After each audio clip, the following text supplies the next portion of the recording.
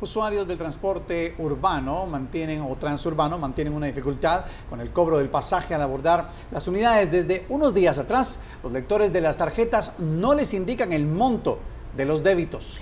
Y esto pone en duda el valor del pasaje, mientras las autoridades de SIGA aceptaron los cambios, pero dicen no tener obligación de mostrar la información.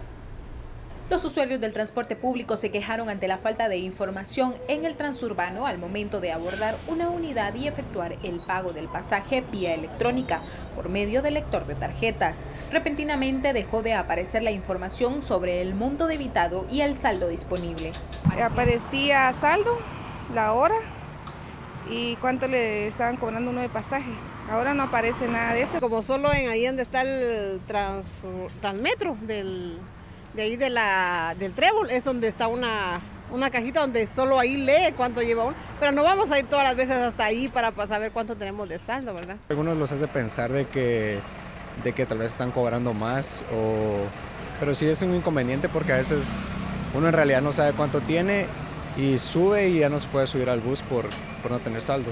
Pero no solo en nuestro micrófono fueron las quejas. Cerca de un centenar de denuncias ha recibido en una semana y media la Procuraduría de los Derechos Humanos de usuarios inconformes con la disposición, incluyendo un incremento en el valor del pasaje. No un quetzal, no 1.10, sino están cobrándole 2 quetzales, lo cual pues estamos verificándolo. Ya hicimos un recorrido en Transurbano.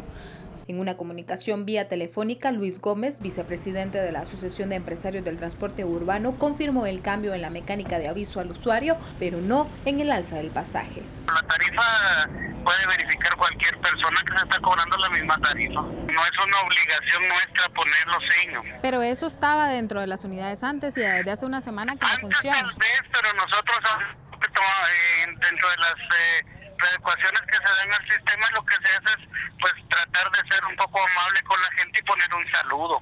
Entonces no está dentro de ninguna ilegalidad. Legalmente también tienen la obligación de darle esa información al pueblo de Guatemala, en primer lugar. En segundo lugar, pues esos equipos han sido adquiridos con fondos públicos. Quien guardó silencio fue el Ministerio de Comunicaciones, entidad responsable de otorgar los cerca de 245 millones de quetzales mensuales en concepto de subsidio para el transporte público, incluido el transurbano. Por una Guatemala en paz, Carolina Leverón y Byron Secaida. Por otro lado, diversos sitios arqueológicos, museos y el patrimonio bibliográfico, que incluye la hemeroteca, el archivo y la Biblioteca Nacional, cerraron sus puertas. La razón: todas las instalaciones fueron tomadas por el Sindicato de Trabajadores de la Dirección del Patrimonio Cultural Natural, quienes solicitan la destitución de la viceministra Rosa María Chan. Y pedimos la destitución porque vemos un total abandono de nuestro patrimonio cultural natural. No hay un buen trato a los trabajadores. Cuando decimos un buen trato, no se está cumpliendo con el pacto colectivo, que es una ley entre las partes.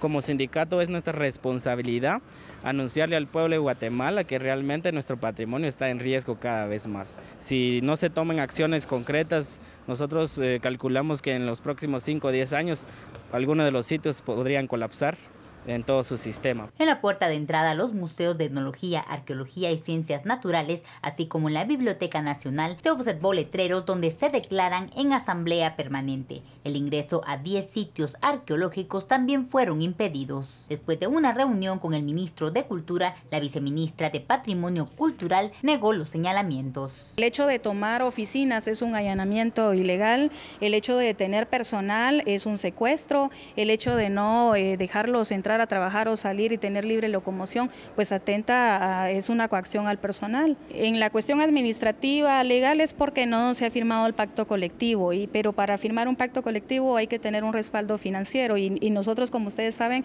en el Ministerio de Cultura, la parte de patrimonio cultural, como hemos hablado en 2 años que he estado yo aquí, no tenemos los recursos. Ellos están diciendo de que los sitios arqueológicos están abandonados y eso no es cuestión tampoco solo de esta administración. Los sindicalistas aseguraron que dentro de las instalaciones se continuará trabajando con normalidad.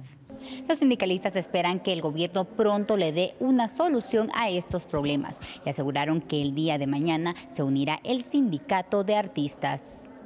Por una Guatemala en paz, Esli Melgarejo. El ministro de Cultura y Deportes, Carlos Batzig, no llegó a la citación convocada por el Sindicato de la Dirección General del Patrimonio Cultural con la mediación de la Procuraduría de los Derechos Humanos en el Salón de la Resolución de Conflictos de la PDH. Los trabajadores indican que seguirán con la asamblea permanente hasta que den trámite a la orden judicial que les llevó 2 años e indican que se haga efectivo el pago de un aumento de 560 quetzales a 1.500 trabajadores de dicha dirección, pues aseguran que son los únicos trabajadores estatales con sueldos de 1.200 quetzales. Con anterioridad han realizado 2 reuniones a las que tampoco ha llegado el Ministerio de Cultura y se ha excusado de manera escrita. Porque María Sirín. Además, el Sindicato de Trabajadores del Parque Arqueológico Saculeu da la voz de alarma acerca de una sensible falta de presupuesto que hace imposible su mantenimiento y amenaza con cerrar sus puertas al público. Los sindicalistas denunciaron los daños que presentan las ruinas de la antigua ciudad y presentaron una lista de peticiones al Ministerio de Cultura y Deportes. El sitio, o sea, el parque, no cuenta con las medidas de seguridad. En este caso, no existe un muro o un perimetral que en este caso le dé seguridad al personal y a los visitantes que hacen acto de presencia a este lugar. Las estructuras que, por ejemplo, les decía, el montículo de ingreso, que es el número 37, está abandonado y no hay modo que se atienda. Entonces está desboronando y fíjense ustedes que los montículos son las ruinas originales, o sea que no están restaurados y que tienen aún todavía su forma original, la conservan. Aquí con nosotros no se cuenta con una persona que le dé información sobre la historia, sobre alguna cuestión, sobre todo de datos importantes que el turista necesita hacer. Este tipo de medidas se toman en todo el país entre el lunes y el martes debido al mal estado en que se encuentran los sitios arqueológicos. Esperamos de que hoy, de repente a mediodía, tengamos ya información sobre si se toma el día de hoy el parque de Tikal, Petén. Entonces, después de eso ya sería como de una forma progresiva ir tomando los otros sitios y parques arqueológicos. Pues mire, el Ministerio de Cultura y Deportes, lógicamente, es el que administra estos sitios y parques.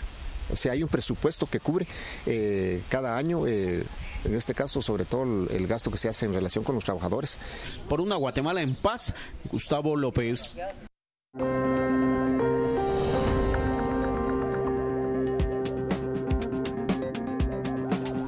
Cuando regresemos, la Universidad de San Carlos demora aún más un informe definitivo sobre la tesis doctoral de Manuel Valdizón.